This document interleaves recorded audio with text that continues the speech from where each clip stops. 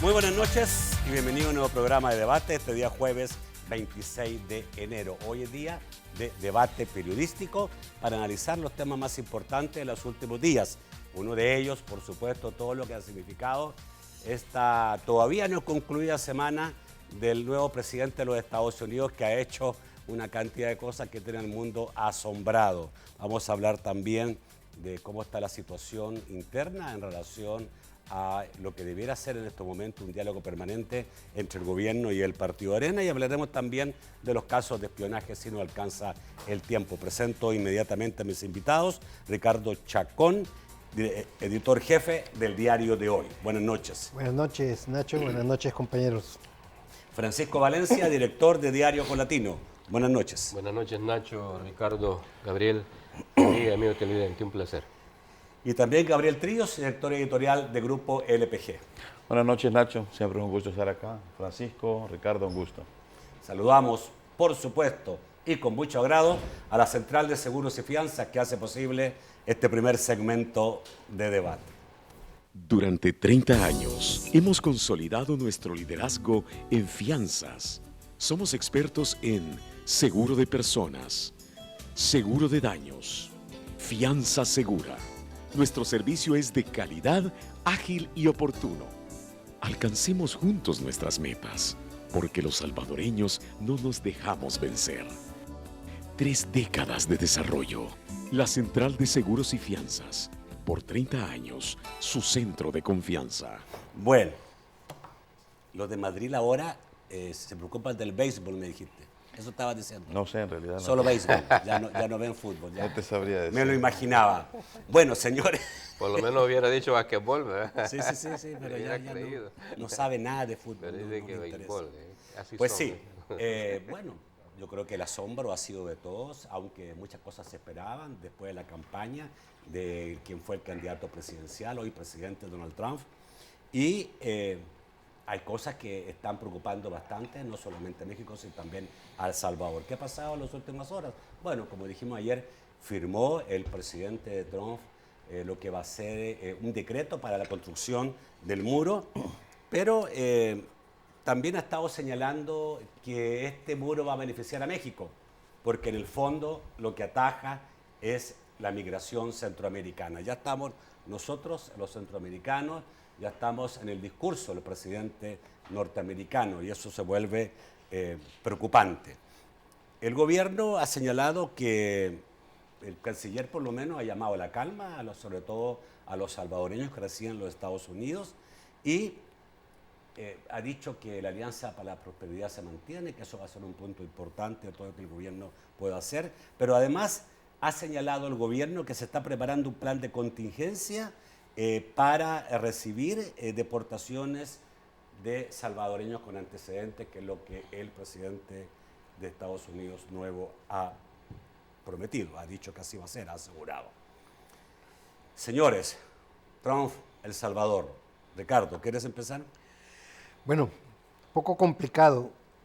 Yo tengo y he estado dándole seguimiento al tema y básicamente hay un par de cosas que tengo preguntas más que respuestas.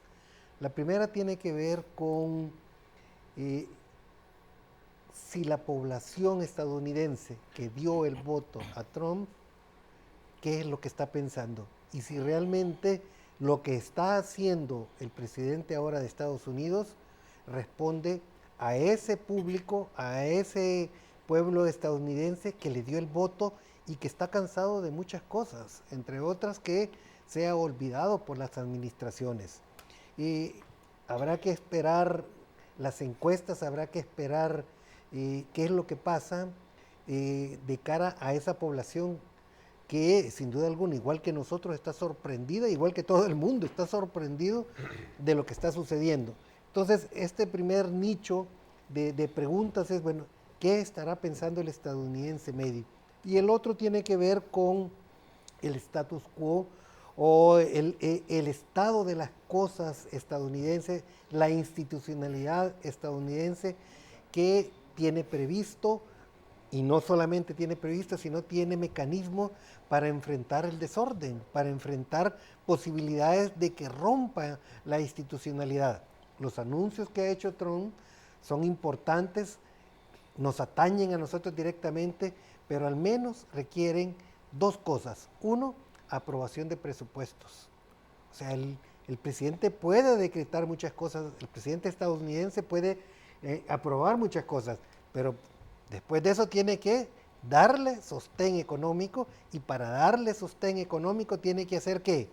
Negociaciones con el resto de Pero la parece que tiene la vía ejecutiva, porque en el caso, digamos, del muro, que estamos hablando de 10.000 millones de dólares, lo está haciendo a través de un decreto ejecutivo. Para empezar los estudios y la responsabilidad de eso, pero los chequecitos él no los puede dar. Y el ejemplo típico de esto es Obamacare. El Obamacare no solamente costó implantarlo, sino ahora quitarlo también tiene su propio proceso. No es que se decreta y mañana entra en acción estas cosas, sino que tiene que jugar mucho la institucionalidad. Y la gran pregunta que tengo al respecto es si la institucionalidad estadounidense también está interpretando correctamente esto o está asustada igual que nosotros. Bueno, unos datos antes de seguir con Chico Valencia.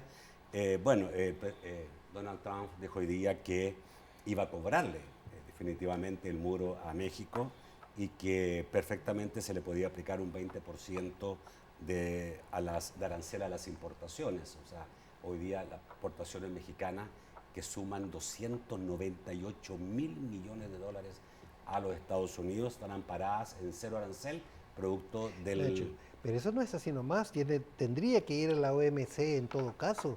O sea, en México tendría todo el derecho de ir a la OMC y decir, han roto un tratado que está vigente. Bueno, o sea, si él solo tomara de los 298 millones de dólares que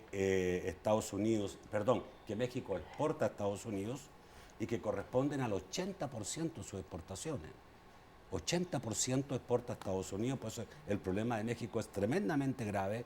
Si solo agarrara algún tipo de exportaciones más directas y agarrara 50.000 millones, él sacaría los 10.000 millones aplicando el 20% en un año.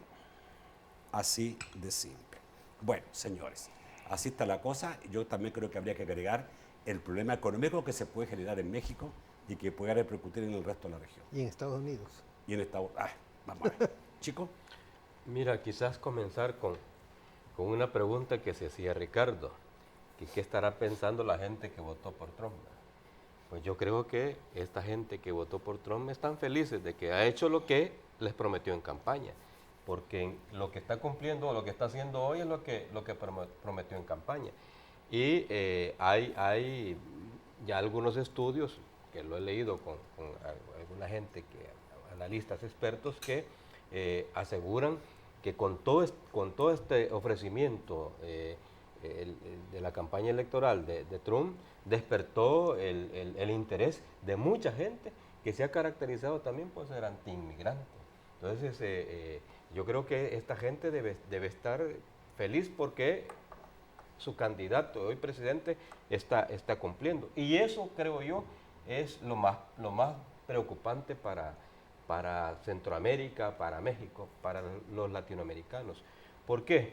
Porque puede desatarse toda una persecución interna contra la migración, contra los migrantes, perdón. Y eso creo yo que es peligroso. Ya Trump ha dicho que van a, no sé si contratar 5.000 o 10.000, me corrigen por favor. 5.000 agentes fronterizos, pero gente que va a andar también en las ciudades con esa persecución. Y todos los que son antimigrantes, que los hay mucho en Estados Unidos, en unos estados más que otros, por supuesto, obviamente esa gente va a ir a la cacería. Ya hubo casos, se recuerdan, los Minuteman le llamaban, hace varios años en la frontera de Estados Unidos, que se dedicaban a la caza, ¿sí? A la caza de los migrantes. Y yo creo que eso es lo que nos debería preocupar mucho. En ese sentido, yo creo que más que la calma que ha pedido el señor ministro de Relaciones Exteriores, yo creo que es verdad, no hay que meter miedo, no hay que llevar más miedo del que ya está poniendo Trump, pero yo creo que la Cancillería lo que debe estar ya preparando son planes de contingencia. Vos decías, Nacho, que ya había anunciado algo así el ministro. Plan de contingencia para recibir deportaciones. Ojo, es que esto debe ser prioridad número 1 para México y para Centroamérica, pero como estamos en El Salvador debe ser prioridad número 1 para El Salvador. Okay. Yo creo que hay que trabajar en eso. Sobre todo porque los que se enviarían sería gente con antecedentes, o sea, serían delincuentes. Pues yo dudo, muchas veces yo dudo, Nacho, yo dudo que solo sean delincuentes. Bueno, pero el problema es que el delincuente llega sin ninguna información. Pero ahí donde voy, Nacho, no es necesario que el plan de contingencia solo en función de ese perfil, sino que de los migrantes en general. No sé si voy a alcanzar con Gabriel o voy al corte. No, yo puedo seguir si quieres un minutito más. No. ¿Y Gabriel, para qué va a desperdiciar vamos al corte los 30 segundos? Vamos al corte y vengo inmediatamente con Gabriel. Lo siento, Gabriel.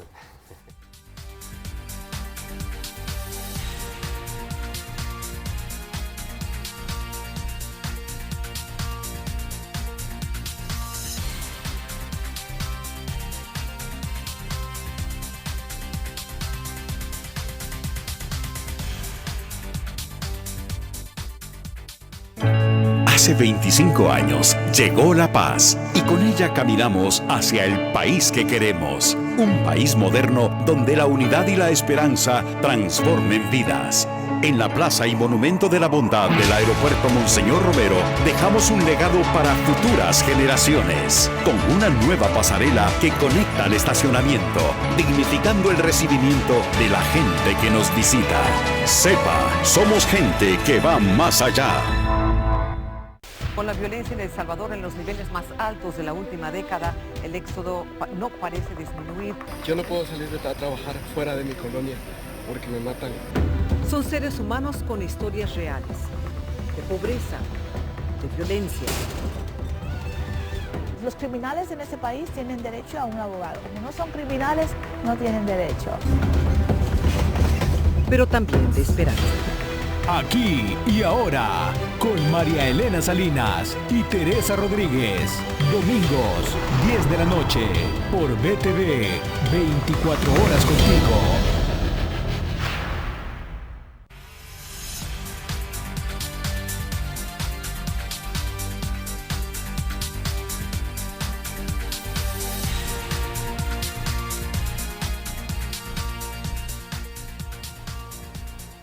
Bueno, Gabriel, te dejamos con la palabra. Gracias, Nacho. Mira, yo creo definitivamente que vienen horas bastante difíciles para los migrantes en Estados Unidos. Estoy de acuerdo con Francisco en que Trump está cumpliendo con sus promesas más radicales, con sus promesas más populistas que lo llevaron al poder y que muchos están, claro, aplaudiendo las medidas que está implementando porque eso es lo que prometió y no se ha tardado ni 48 horas en comenzar a implementar las medidas que de antemano iban a traer este tipo de conflictos como el que ya surgió con México con la suspensión de la visita de Peña Nieto a la Casa Blanca y creo que también México está pasando por una situación bien complicada en cuanto a su perfil frente a Estados Unidos, porque las palabras con las que el presidente de Estados Unidos se refiere a México y al presidente de México son bastante denigrantes hasta cierto punto. Sí. Creo que ese estilo del presidente de Estados Unidos lo va a caracterizar y le va a generar bastantes conflictos. Yo te digo, el tema del muro va a beneficiar fundamentalmente a los cárteles de la droga y a los coyotes. La gente, aunque le haga doble, triple muro, va a buscar la manera de pasar la frontera como ha sido a lo largo de toda esta historia. Se las han ingeniado, se las han innovado, han hecho megatúneles, túneles. El contrabando de humanos no va a detenerse, pese a lo que el presidente Trump quiere hacer con la muralla china, si quiere trasladarla para allá, va a seguir y los coyotes van a engordar sus cuentas porque lo que va a hacer es aumentar las tarifas para el contrabando de humanos. Segundo, creo que estas políticas de Estados Unidos también van a revivir en Latinoamérica el famoso sentimiento anti-yanqui. eso va a pasar. O sea, por lo que había tratado de combatir durante mucho tiempo algunos periodos, algunas presidencias de Estados Unidos, de procurar que Estados Unidos no tuviera esa imagen de imperialismo, de prepotencia, de control sobre Latinoamérica, sobre el famoso patio trasero, hoy con Donald Trump seguramente esas llamas se van a reavivar con un sentimiento muy fuerte contra el presidente de Estados Unidos y su política fronteriza. En tercer lugar, creo además que sí vamos a tener un problema fuerte con la deportación de migrantes criminales o con antecedentes penales. Y el famoso plan de contingencia que se anunció ahora por encima por el secretario de Comunicaciones, creo yo, debe ser realmente amplio y fuerte, porque ya en el pasado ha sucedido que deportan una cantidad de criminales y como tú bien dijiste, Nacho, no se conocen sus antecedentes. Estados Unidos en un momento lo que hizo fue sacarlos de las cárceles sin haber cumplido las penas, a medias penas, cuartos de penas, y los mandó a los países de Centroamérica, y los países de Centroamérica no estaban preparados legalmente para darle por lo menos un seguimiento a esas condenas en Estados Unidos o tener un plan en que pudieran estar fichados. Los empezaron a fichar después de una manera un poco, digamos, fuera de ley, pero ahí hay que prepararse bastante, sobre todo la deportación que viene. Y creo, número 4 también, Nacho, que hacia la economía de Estados Unidos no va a ser tan fácil tampoco el tema de esta política antimigratoria y cacería de migrantes, porque, como ya lo ha planteado en otras ocasiones el Wall Street, del periódico Wall Street Journal, necesitan trabajadores agrícolas, necesitan una gran cantidad de trabajadores técnicos en muchos puestos para la industria de Estados Unidos, para el tema agrícola de Estados Unidos. Si no, se van a perder también una cantidad importante. Eso lo puede arreglar. Yo tengo la impresión... No, te voy a decir por qué no lo puede arreglar. Ajá. Porque el trabajador estadounidense no acepta esos trabajos. No, lo que yo creo es que ellos van a extender un tipo de visa especial, visa de trabajo. Y lo que eso es lo que hacer, se habían propuesto en algún momento. Lo que pueden hacer fácilmente hoy día dar 200, 300 mil visas de trabajo, pero formalizadas. O sea, eso yo creo que Estados Unidos lo puede arreglar. El problema está en que lo que no va a arreglar es la situación de sus vecinos.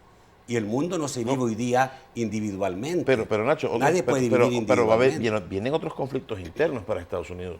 No todos están de acuerdo con las políticas No. Claro. Yo te voy a decir, por ejemplo, la mano de obra. El tema de cortarle la ayuda federal a las ciudades santuario es un problema bien fuerte. Por ejemplo, San Francisco, que es una ciudad santuario que recibe el 40% de su presupuesto federal por ser ciudad santuario, al quitárselo va a generar un problema importante. Y además está generando otro tipo de conflicto. California, que no votó a favor de Trump, como estado, que votó a favor de Hillary Clinton, que es la economía más fuerte de Estados Unidos, ha planteado un fiscal demócrata anti-Trump. No. Eso, o sea, que vienen está claro. Conflictos internos fuertes. Eso ya es locura, porque si va a pelear con estados tan fuertes como California, Nueva York. Pero es que está planteado. Es que Por eso eso es lo que estamos está diciendo generando. que va a haber conflictos con sus vecinos y va a haber conflictos internos. Exacto. Hacia adentro no va a ser todo color de rosa para implementar estas medidas. Por eso es la pregunta. Los que han votado por Trump, ¿qué es lo que están pensando? Y no están pensando todavía, yo creo. Por eso. Pero fíjate que Manuel Enrique Heinz, economista senior, plantea una cuestión que me parece sumamente interesante. La política de generar empleo al traer o intentar obligar, por ejemplo, a las fábricas de carros que vayan a Estados Unidos, no va a solucionar gran parte de la mano de obra. ¿Por qué? Porque esas fábricas utilizan ¿qué? Maquinaria tecnológica, robots. O sea, son mínimos los empleos que se generan. Ese es por un lado. Por otro lado, la generación de la riqueza en el mundo actual está encadenado en el mundo de la globalización, donde Europa, donde Asia, donde Estados Unidos Él está rompiendo la globalización. Están íntimamente vinculados en el proceso productivo. Aparte de esto, toda la dimensión tecnológica, bueno, Apple ¿Cuál es la riqueza de Apple? No es la mano de obra, sino es la tecnología. Entonces, al plantear esto, estoy diciendo que tenemos que esperar salir del asombro e intentar empezar a dar respuestas un poquito más adelante, porque ahorita es tantas cosas y no sabemos si la institucionalidad estadounidense también, repito, va a poder soportar todo esto. Mira, pero la amenaza está clara. Sí. Entonces, más que esperar, lo que yo sí creo es que todo Centroamérica, desde México, incluyendo México, por supuesto, deben prepararse. Eso es cierto. Ya decían hace un minuto con la OMC, es verdad, esa debe ser una medida o unas acciones que seguramente ya debe estar contemplando México, porque a lo mejor ese es el camino, u otras instancias de ese carácter. Pero creo yo que lo que más nos debe preocupar a nosotros, Centroamérica y El Salvador, son los migrantes. Recordemos que son 3 millones de salvadoreños que hay allá y solo un tercio podría estar ¿Cuándo viene documentado. la renovación del TPS? El resto es indocumentado. El TPS acaba de renovarse. 18 meses. Mira, Nacho, y además se está granjeando otros tipos de conflictos. Por ejemplo, al autorizar a revivir el tema de las torturas, de los interrogatorios de tortura, está generando un conflicto internacional. Los ingleses, la primera ministra británica le dijo que ellos no están en esa línea, que son además tratados internacionales que hay que respetar. Va a ser bastante conflictivo. Mire, la situación. Hay un punto específico que yo quiero plantear, es Steve Bannon, que es uno de los estrategas del presidente Trump, ha tomado la iniciativa, por ejemplo, de enfrentar a la prensa de manera directa. Hoy, este día, ¿cuál es la tarea de la prensa? Que se mantenga callada, dijo. Y esta forma, o sea, no sé qué vamos a hacer. Sí, es medio payasesco, ¿no? Entonces, pero además, sucede en todos lados. Sí, sucede todo. Pero desde además, San Salvador hasta allá, hasta Washington. Hay una estrategia clara, definida, de enfrentamiento frontal y abierto con los medios estadounidenses. O sea, el punto acá no es solamente de que se trata de izquierda o derecha contra la prensa, sino se trata de enfrentar y utilizar a la prensa como medio, como un enemigo, no como una institución que informa. Esto me parece a mí que es delicado. Es un autoritarista, está mostrando rasgos autoritaristas. Que fíjate, en otros países de América Latina, particularmente en Sudamérica, también ha intentado imponerse esta idea. Algún político de acá, sobre todo últimamente el alcalde de San Salvador, también anda en esa lógica de intentar vincular. Estamos hablando de Trump. Pero no, es que ese es un migrantes, de cosas más serias. Sí, eso es más serio. Ese es serio porque si Trump cae a la CNN, Univision, eso es un problema marginal, debería ser para nosotros. No es para nosotros el problema es la persecución contra los migrantes. Sí, porque ¿quién va a ser la esa sí es real amenaza? No. Y otro tipo de pero, cosas. ¿Quién va a ser la voz? No, espérense. ¿Y quién va a ser la voz de esos maltratados inmigrantes? La organización. Van a ser los medios de comunicación. Los medios de comunicación. Los medios de comunicación y la resistencia civil. Mira qué importante. Los medios pues yo creo es que importante. Es la organización, fíjate. Sí, está bien, la organización. Pero mientras se organizan, bueno, ¿quién va a ustedes han hablar? escuchado ya a varios republicanos empezar a decir que no están de acuerdo. McCain hoy día, ayer habían un par más. Senadores norteamericanos no estamos de acuerdo. Esto es inaudito. La verdad es que yo creo que nunca había sucedido en un Estados Unidos que lleva muchísimos años, a lo menos 40 años, forjando una imagen en el mundo, tratando, porque después de la Guerra Mundial es el país que emerge como el adalid de la democracia y el instalador del sistema democrático. En los últimos años Estados Unidos ha sido el abanderado de la justicia, de los derechos humanos. Yo no digo que sea perfecto, pero eso es lo que la bandera que ha asumido Estados Unidos. Hoy día se encuentra con un presidente autoritario que va a empezar a tener seguramente pares y críticas a nivel mundial. Hombre, esto es otro mundo. Y más encima echando para atrás el sistema económico que ellos mismos, digamos, fueron los que más trataron de meter en todo el mundo, que es la globalización. Es lo que decidió el pueblo estadounidense, Nacho. Es lo que ellos han decidido. O sea, el estilo de Trump no es un estilo que ahorita siendo presidente ha sacado a la luz. Ha sido así, eso fue lo que lo llevó a derrotar a todos los precandidatos republicanos y a ganar la presidencia de Estados Unidos. Seguramente hay sí. que acostumbrarse, Seguramente porque sí. es impredecible y Es lo que irascible y decidió. todas las características que querrás. Es lo que decidió. Muchas veces la gente vota y después se da cuenta que no estaba tan certera en lo que votó, porque por lo que votó es mucho más allá de lo que pensó que podía ser. Atractivo era un discurso diferente. Siempre los discursos diferentes son atractivos. Hay que tenerle mucho cuidado con los discursos diferentes. Muchas veces son tremendamente peligrosos. Lo otro que yo pensaba, hay que sacar las cuentas con México. Sí, los gobiernos de Estados Unidos últimos beneficiaron bastante a México. Ese tratado de libre comercio, el NAFTA, le sirvió muchísimo a México. Las exportaciones de México aumentaron muchísimo, la mano de obra aumentó muchísimo, las inversiones norteamericanas en México le han ayudado muchísimo a México.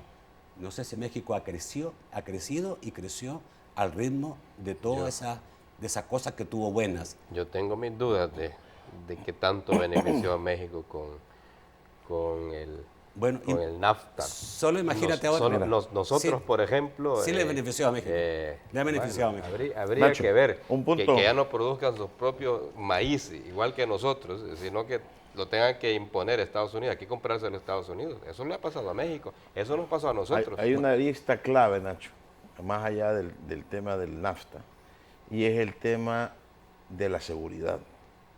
Si México flexibiliza ciertas políticas contra los cárteles de la droga, Estados Unidos va a vivir un infierno. Todos, nosotros también. Sí, no, pero la droga va hacia el norte. Claro. El principal mercado del consumo de la droga está en Estados Unidos. Por eso que no hay enemigo débil. Eso es una tremenda variable que Estados Unidos, el nuevo presidente, no puede perder de vista, porque ahí no va a haber ni 5,000 ni 10,000 y va a ser una guerra abierta como la que vivió el periodo de Calderón en México con el tema de los cárteles de la droga.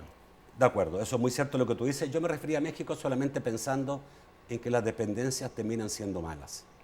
Y creo que México ha dependido demasiado de México en los últimos años y algunos creen que México debería caminar solito. Es suficientemente grande y poderoso para caminar solo y hacer esfuerzos solo. Bueno, Nacho, las remesas es mucho más rico que la misma exportación de petróleo. Exactamente. Vamos al corte, volvemos rápidamente.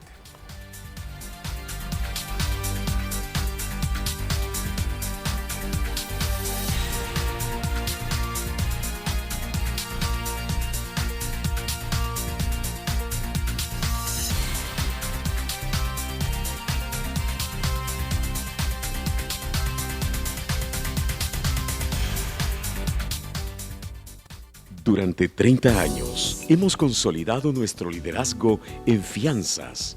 Somos expertos en seguro de personas, seguro de daños, fianza segura. Nuestro servicio es de calidad, ágil y oportuno. Alcancemos juntos nuestras metas, porque los salvadoreños no nos dejamos vencer. 3 décadas de desarrollo. La Central de Seguros y Fianzas. Por 30 años, su centro de confianza. BTV 2017. Nuestros nuevos programas nacionales.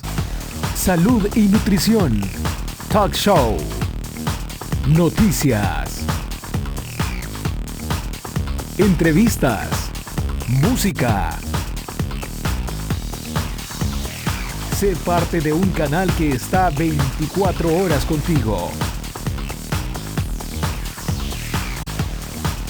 BTV, Nueva Imagen 2017.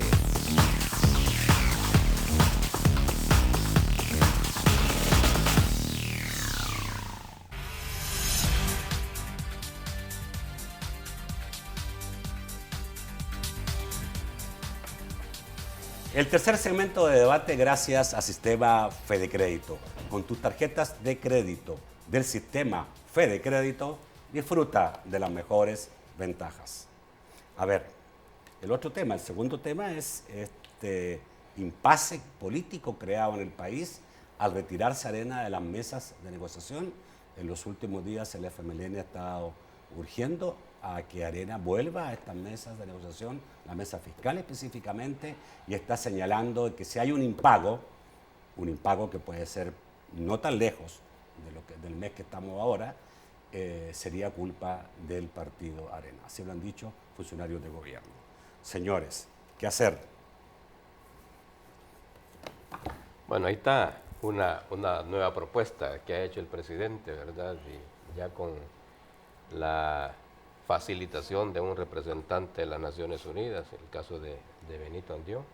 Ojalá y por esa vía logre sentar a Arena y los otros que le siguen en su lógica de no continuar el diálogo, porque es que Arena, a mí sí me queda claro que a Arena no le interesa diálogo. Recordemos que un diálogo al final implica compromisos, pero al final, como están divididos en Arena, los compromisos los incumplen. Y eso lo recuerdo que cuando Velado estaba como presidente del COENA, se reunieron como interpartidaria allá en Ataco y firmaron unos compromisos, y cuando fueron ya a la Asamblea Legislativa, los diputados dijeron, eso no se cumple y ya.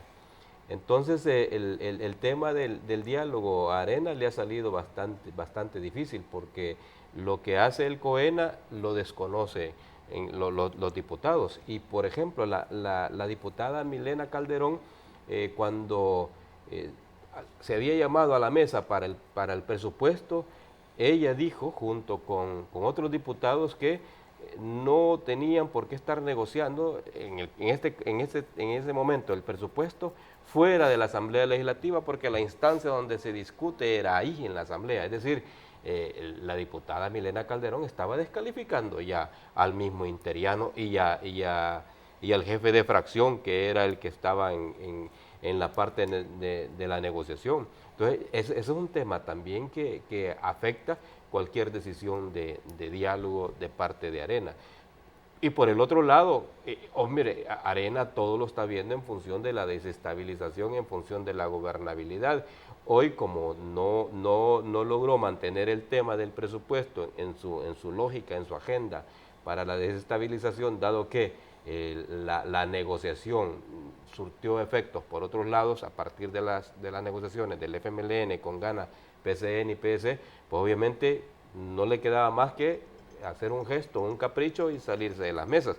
Al fin y al cabo, las mesas no producen nada hasta hoy de parte de Arena. Ahora, yo sí digo, ojalá y con Benito Andión, ojalá en este nuevo esfuerzo que se logren algunos acuerdos que le sirvan a la nación, por supuesto. Tengo entendido que ahí no va la parte fiscal, ahí va otras cosas, van visiones de país, económicas, sociales. A eso me refiero, estamos hablando de la parte fiscal, que es la parte que hoy día está apurando básicamente. No, dijiste levantarse de Arena de las mesas de diálogo. Y de la mesa fiscal. Yo lo miraba en términos generales, no solo la mesa fiscal. Ok. ¿Ricardo o Gabriel? Bueno, mira, Nacho, yo creo que aquí estamos pasando por la banalización del tema del diálogo. Banalización. Estamos tratando el diálogo como que fuera cualquier palabreja, cualquier palabrita, o que fuera de venir, sentarte, y si no te venís a sentar, eso es la culpa del impago. Que eso es una superficialidad en lo que estamos viviendo. El diálogo necesita método, necesita herramientas, necesita proceso. Yo no sé en qué anda el nuevo designado Benito Andión, porque hasta la fecha no se sabe si va a establecer qué método, cuáles son los temas prioritarios, si son conceptuales, si son etéreos, si son superficiales, si son diplomáticos. Este país necesita ponerle al diálogo realmente un poco de procedimiento, no una politiquería de estar culpando uno a otro, porque en eso estamos. Por eso no es diálogo, porque unos entienden que el diálogo es simplemente sentarse en la mesa y que levantes la mano y que apruebes y punto. No, eso no es diálogo. Eso no es diálogo. Diálogo es que no, ¿qué vas a sacrificar vos y qué voy a sacrificar yo? ¿Qué vamos a hacer? ¿Cuál es el procedimiento? ¿Cuál es el método? Ya, hoy un columnista de la prensa gráfica lo planteaba entre los retos. ¿Cuál es el método para el diálogo? No es simplemente de palabras cliché, tenemos las puertas abiertas, vengan y siéntense. No.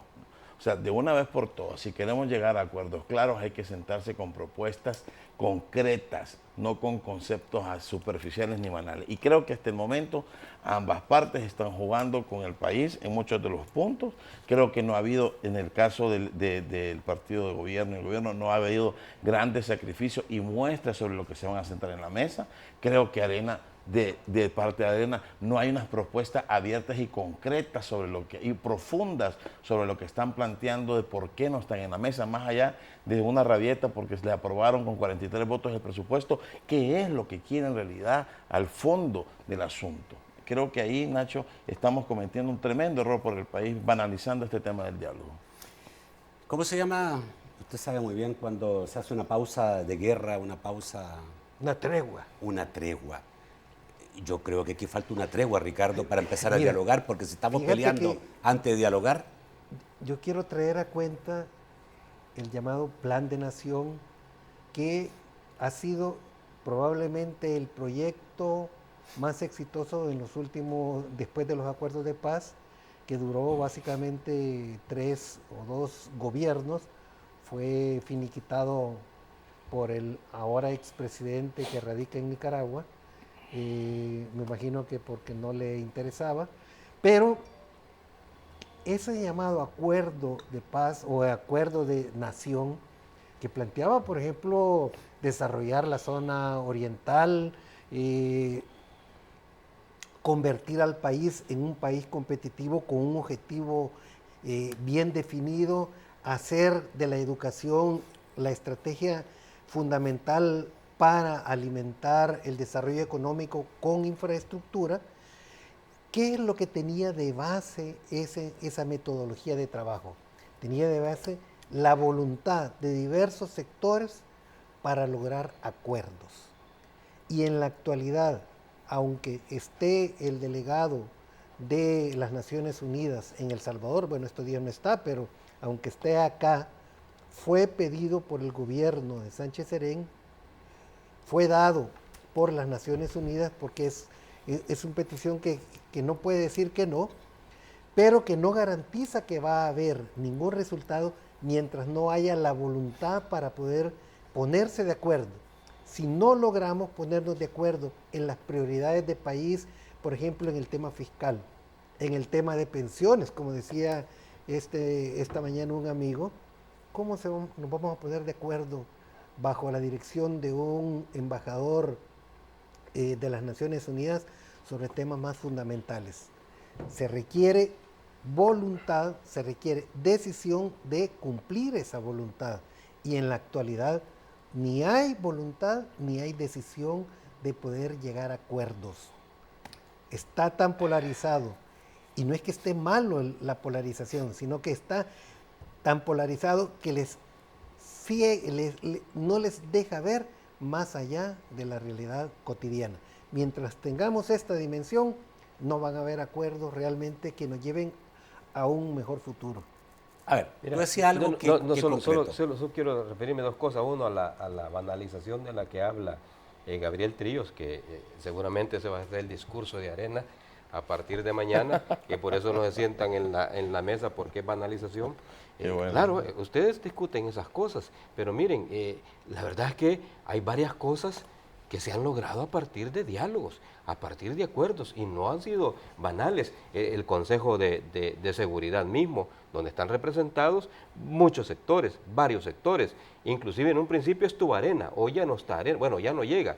El Consejo para la Educación, que hay un documento importantísimo también, el de vulnerabilidad, es decir, hay procesos de diálogo y no son banales, han dado frutos, han dado resultados. En el caso de la seguridad hay un plan de seguridad. Desconocer eso, producto del diálogo, y solo porque Arena no está, porque Arena lo rechaza, eso no es banal. Eso no quiere decir que los procesos de diálogo que ha implantado este gobierno desde que asume la presidencia no han dado resultados. Por supuesto que han dado resultados.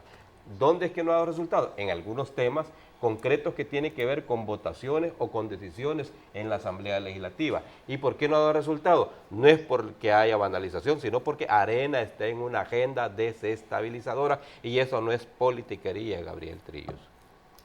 Bueno, pero nosotros, la sociedad, los que no estamos en los partidos políticos, si quisiéramos algunas luces. Primero, quisiéramos un ambiente de diálogo, ¿no? Un ambiente de diálogo establece una tregua de insultos, una tregua de echarse cosas encima, y además establece claridad. O sea, yo también pienso como tú, Ricardo, que este trabajo que se puede hacer con Naciones Unidas es un trabajo para establecer los planes globales del país, las grandes agendas del país en materia de seguridad, económica, etcétera, establecer las visiones y objetivos que el país debe tener en los próximos 20, 30 años. Otra cosa diferente es la discusión fiscal, porque es una cosa puntual, de ahora y nada más. ¿No estás de acuerdo? Totalmente de acuerdo. Pero fíjate, planteaba la necesidad de lograr acuerdos de mediano y largo plazo que nos permitan generar un país mucho mejor. Pero eso, ¿qué es lo que supone? Supone voluntad para desarrollar cierto tipo de acciones.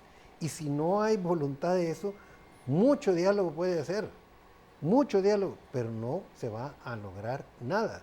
Entonces, ¿por qué está ahora relativamente tranquilo el gobierno en el tema fiscal? Porque tiene los ingresos de estos meses. Pero si no se arregla de aquí a mitad de año, vamos a estar igual que el año pasado. Entonces, ojo, son pírricas victorias que no nos llevan a nada, más que a alargar la enfermedad.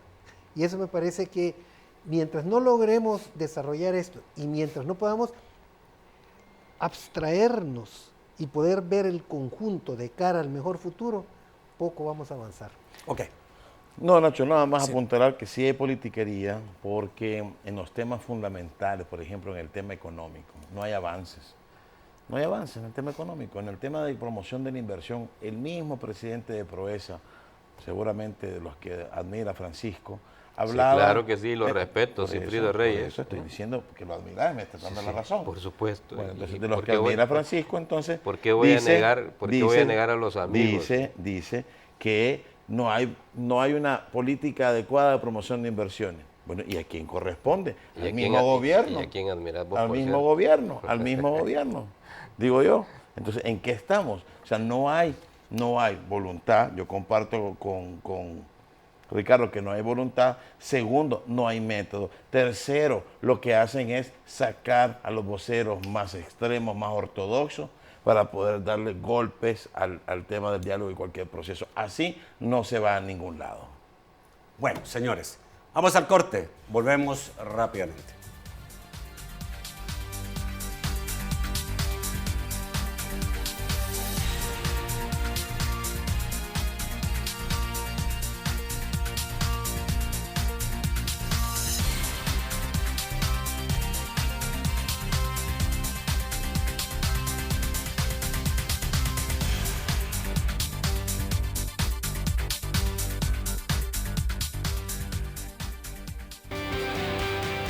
Mejor de la música regional mexicana. Chismes de farándula. Entrevistas exclusivas. Las noticias del momento. Primicias. El horóscopo. Consejos útiles.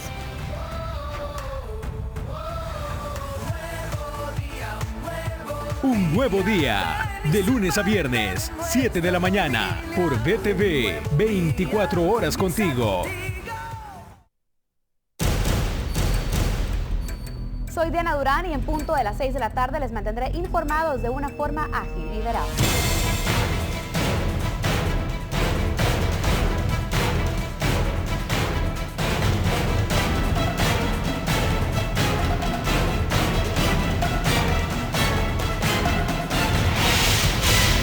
Somos los primeros en llevarles lo más importante del acontecer político, económico y social de nuestro país. La actual situación en Hospital Luz. Las emergencias están siendo atendidas. Son 3 meses de retraso. A firmar una ley de responsabilidad fiscal. Todo lo que a diario es noticia a nivel internacional, usted lo tendrá con nosotros. Sin lugar a dudas, somos la mejor opción para informarse al finalizar la tarde, aquí en Noticias BTV.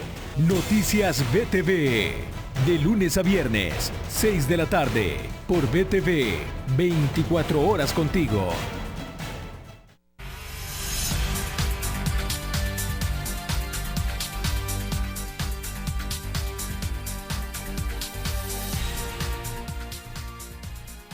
Vamos con Francisco Bonilla rápidamente para saber qué dicen los amigos televidentes.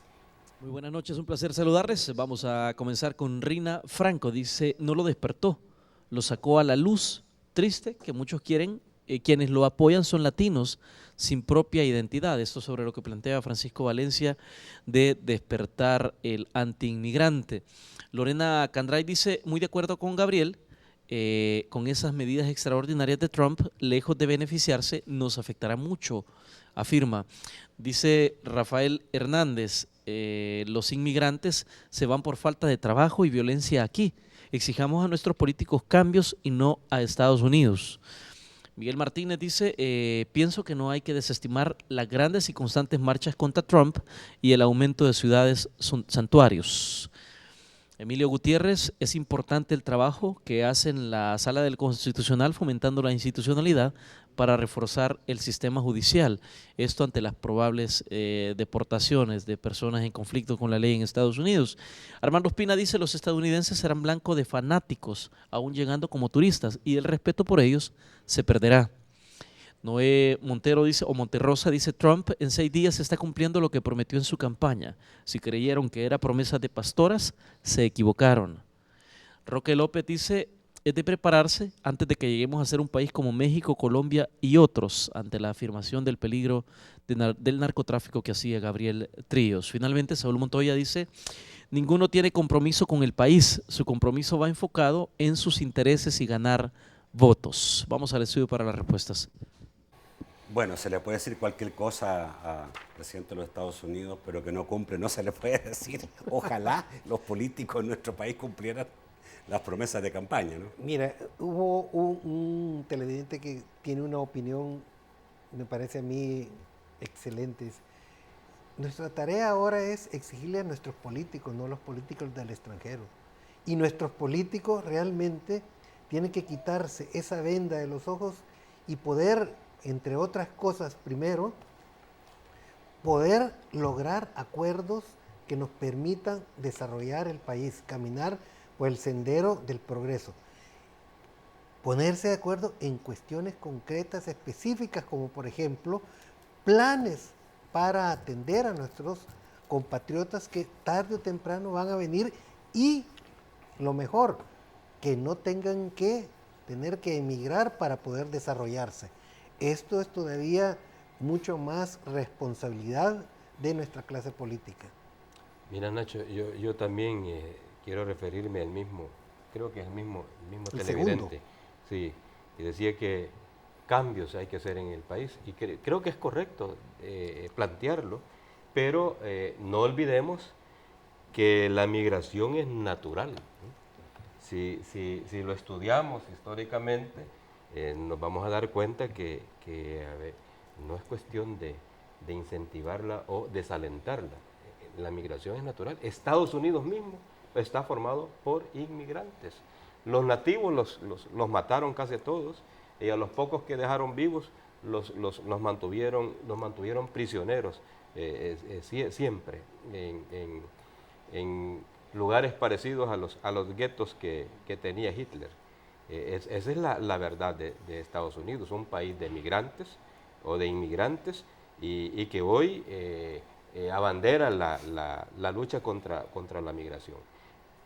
Es Estados Unidos también responsable porque gracias a sus películas, gracias a sus cuentos de hadas, también crearon el famoso sueño americano, y todo el mundo quiere ir a ver si es cierto. Claro que cuando van a Estados Unidos se dan cuenta que ese sueño americano no es tal, porque la gente, para mandar las remesas que manda, $4,000 millones mandaron de Estados Unidos los migrantes a El Salvador el año que recién finalizó, pero esa gente se sacrifica para mandar eso. No hay tales de sueño americano, tienen que tener hasta 3 trabajos, hasta tres jornadas, es bastante difícil. Y es verdad que a los otros se van por cuestiones de violencia, por cuestiones que no hay oportunidades de trabajo en el país. En ese sentido también es valedero, creo yo, mantener una campaña para desalentar que la gente vaya a experimentar qué va a pasar con las amenazas de Trump. Yo creo que es necesario buscar ese diálogo, que se alcance ese diálogo para ver si ahí se logra algo para ofrecerle a los migrantes en términos de trabajo, en términos de ¿Qué condiciones tenemos para eso, chicos, si no podemos en la sociedad hacer por tanta otra gente que está aquí sin trabajo? Bueno, pero algo hay que hacer. Eso no es excusa para decir Sin que duda, no hay que hacerlo. Algo tendrá que ofrecérsele y hay que ofrecérsele. Es una obligación moral, Nacho. Sí, es obligación moral a tanta gente, ¿no?, que está sin trabajo y todo. Sí, pero estamos hablando de los migrantes, Nacho, ¿qué no entendés? O sea, son los mismos salvadoreños. Enfócate ahí. Y claro, y cuando decimos que hay que desalentar, significa que hay que hacer algo también para que esto no se vaya. Hay que mejorar productivamente el país. Por supuesto. Gabriel. Yo creo, Nacho, que hay que prepararse para momentos duros. Exacto. Cualquier cambio en tema económico en Estados Unidos, esta economía depende de Estados Unidos. Y no voy a hablar de las importaciones y las exportaciones, voy a hablar de los 4.000 millones en remesas que recibimos cada año, y este año aumentaron muchísimo. Estamos hablando de la gran cantidad de dinámica económica que hay entre toda esa cantidad de comunidades en Estados Unidos y El Salvador. Dependemos muchísimo de cualquiera de los movimientos de la política de Estados Unidos en cuanto al tema de migración, tema de ciudades santuarios, tema de planes migratorios. Todos esos temas nos afectan directamente y tenemos que estar muy al tanto y preparados para las consecuencias que se pueden venir. Debería estar el gobierno en permanente análisis de lo que puede suceder con cualquier de las decisiones de Estados Unidos. Ya algunos gremiales planteaban de que salirse del TTP para Estados Unidos, salirse del TTP, era un beneficio para ciertos sectores en El Salvador. Bueno, hay que mantener un permanente análisis de las consecuencias probables. Bueno, hay gente que piensa que Estados Unidos puede mejorar económicamente, perdón, que el presidente Trump puede mejorar económicamente Estados Unidos y que eso va a repercutir positivamente el día de mañana en El Salvador. Sí, pero mientras tanto, el camino puede ser muy duro. Para nosotros, ¿no? Puede ser muy duro porque esto no se va a dar de un día para otro, ni de un año para otro, y mientras tanto lo que vamos a tener es seguramente menos remesa en el país, porque el salvadoreño se va a volver un poco más conservador en el envío de remesas, y por otro lado, menos gente saliendo, lo que la olla de presión le pone más tensión. Muchísimas gracias por estar esta noche. Muchas gracias, Nacho. Gabriel. Un gusto estar acá siempre. Gracias, Gracias, Nacho. chicos. Gracias, Buenas Ricardo. noches, a la orden.